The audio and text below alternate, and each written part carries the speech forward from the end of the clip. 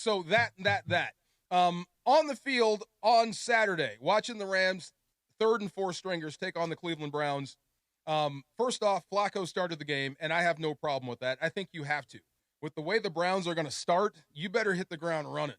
You really. So they need all the work they can get. So then they turned it over to Dillon Gabriel. For 2 weeks in a row, that kid's looked pretty good.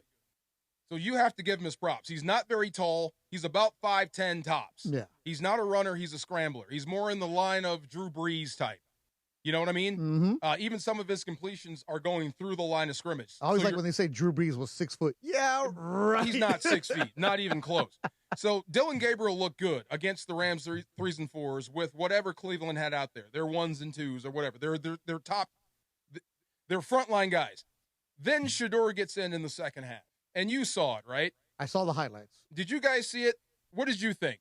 I'm curious. About Shador? About Shedeur. I think that he didn't know how to get the ball out of his hands. He held on to the ball too long, which is an issue with a lot of young quarterbacks coming from college, that you're used to kind of scrambling and being able to avoid guys.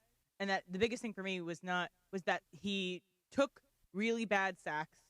Horrible sacks. 24 yards. It was really bad. That was my biggest red flag. Okay, so why did he throw the ball away? I didn't watch the game. Yeah. I'm pretty sure not many people are watching that preseason. I just saw the highlights on social media, and all of that could be clipped to make him look even worse. No, it's better. I'm telling you, right? As sure as I'm sitting here, it was bad. That was one of the worst quarterback performances I have ever seen, regardless of level.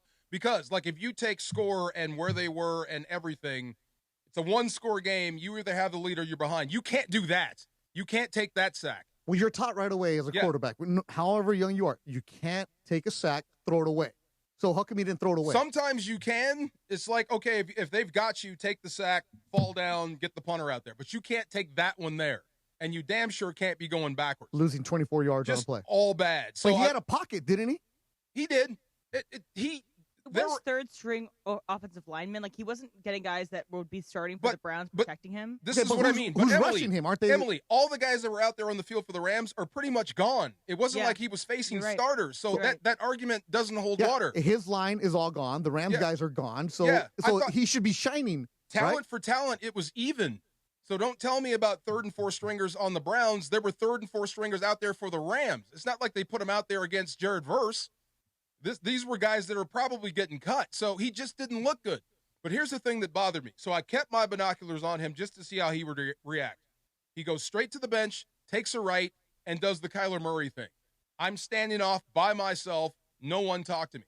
Now, after 2 straight 3-and-outs, or even 1, there should be somebody holding a clipboard or a Microsoft Surface or a receiver or a center coming to talk to you. Hey, look, this is what happened. We can do this better. We'll get him next time. Hey, don't worry about it. Anything. He stayed there through the entire drive by himself. Doesn't a coach come over and talk to him? You would think. That's what I'm saying. Like somebody's got to come over and pat him up, right? Right. Just watching football, right? And there's always a thing. Hey, it's all right. Next series. Right. Even on this radio show, Chris will walk in. Greg will walk in. There's always something you need to know. Emily's going to tell me something. Jorge's going to tell me something. And not one person. Not one freaking person. So is that on the organization for not helping him there? Now, this is what I mean why I wouldn't draft him. This is what I meant. That's too much aura for a 5th-round pick. That's first pick in the draft. You just won a national championship. You are the man. You're the future of this franchise type behavior. Not for 5th-rounders. This is, if you're playing the 3rd game of the preseason, it's for a reason, right? The Rams don't travel their starters. The Rams didn't travel anybody of significance. You usually don't play your good guys in the 3rd preseason game unless you have to, like the Browns did. But this is exactly what you were going to get when you got into the Shedeur business, because you knew exactly you're going to get this kind of scrutiny. Heck, we're talking anybody else in the. You're going to get this sort of build-up. You're going to get this sort of breakdown. You're going to get it all. It's too much. And he knows how to work it. He knows how to sell jerseys. He knows how to play the media. He knows how to work the social media. He knows all that stuff, but does he know how to throw a football? And that's what you really want at the end of the day. So I talked to a friend of mine that coaches him there, and I asked him, how good is this kid? Like, tell me about him. So what he basically told me was his only reads at Colorado was throw the ball to Travis Hunter. So they would put him up. Read, though. Well, in college, yes. They would put him up on the board. They'd give him base looks and say, okay, we want to run this. What would you do? So his first question is, well, I don't know what you just said. This is stuff that a high school quarterback would know. Yeah. And then what would you do versus this read? Well, I would just throw the ball out to Travis Hunter. Well, you can't do that in this league. So they're shocked. You're going back to basically JV level, teaching him offense.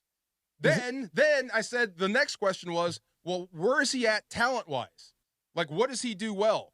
He's not Michael Vick. He doesn't run. How about his cannon? Does he have a cannon? He's got a decent arm. Well, what's good about him? Well, he's a competitor. That's the only thing you come up with. So that's what I mean. It's too much on one guy that may not be as good as you think. So why did the Browns get into his business? You tell me, man. It's the Browns. Well, you tell me. I have no idea. It's you the can Browns. never figure out the Browns. They're the ones where that one fan has they a jersey. They drafted Manziel. Yep. They gave Watson the big deal. They let Guaranteed money. They let Baker Mayfield go. I don't know why they do the things they do, but I'm not shocked it's them. But I would say this. It's a mess. It's the very reason why I wouldn't have drafted Shador. And I would say this. If you want to get the most out of Dillon Gabriel, you got to get rid of Shador. Because that kid will be looking over his shoulder constantly. That crowd wanted Shador to be good. They wanted to cheer for him. Really? Oh, my God. Okay, I didn't watch. They're on the edge of their seats. They want him to be the guy. That's what I'm saying. You're putting people in bad situations there. The crowd is asking for Shador. Love him. Is this like asking for Bronny fans? It fits. Almost like Lamar in Baltimore. It absolutely fits. They want him to be the guy. I just don't know if he can do it. You're a GM. Do you keep him?